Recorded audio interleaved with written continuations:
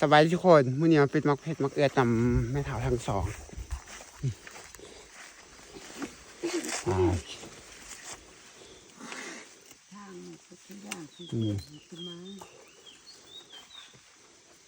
ตอนนี้ทางตะแหกนี่ทางด่านโตอยู่จะมานี่เพื่อนเท่านั้นนี่กูกระลายางกิน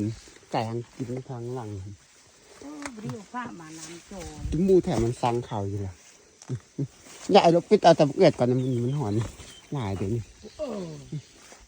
มันเอือดโคตรสุกหลายโอ้ทุกคนมักปีมันมีตัวต่อไปจากมันจะไปเห็ดเด้อกับไปนี่ตอนนั้นมึงก็ไปเอาทั้งนี่เดี๋ยวมึงโอ้ทุกคนมันเอือดโคตรสุกหลายเอาประเดี๋ยวมาปิดดนแล้วประมาณ2 อาทิตย์เราดีครับประเดี๋ยวมาอันนี้ให้แม่เฒ่าทั้งสองมาปิดสนใจเองก็คือมาปิดสวยข้าเจ้าแต่ว่ากะลักๆมาถ่ายคลิปนี่แหละก็ไปถ่ายคลิปกับผู้มีผู้ใดเห็นเลยว่าเขามาเห็นอย่างแต่ละมือเรื่องของเขาก็คือเราถ่ายคลิปนี่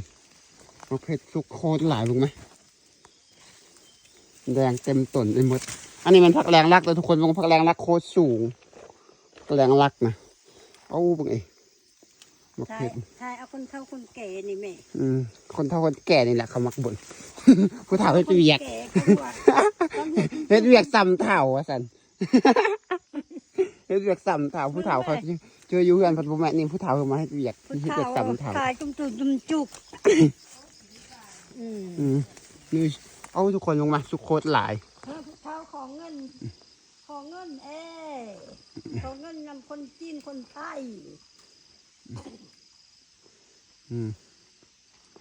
อันนี้คือมันมักเอือดเลยทุกคน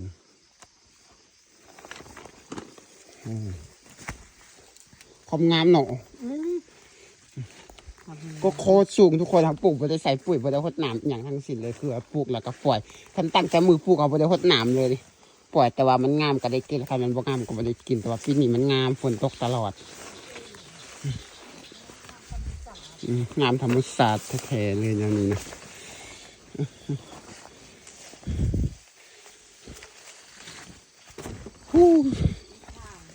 กองนำผู้เดือนกองนำสู้ว่าปลาตักแดดปักแตกแดด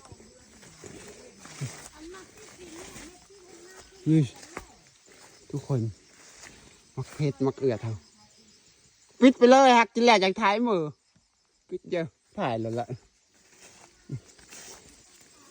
ดูทุกคนสุกโคตรหลายพุ่นหลานตัวแล้วไปปิดมันก็เลยสุกหลายนะต้นมะหุ่งกำลังเป็นมากมะหุ่งนะเขาไปปลูกเลยดิทุกคนมันออกเองมะหุ่งมะ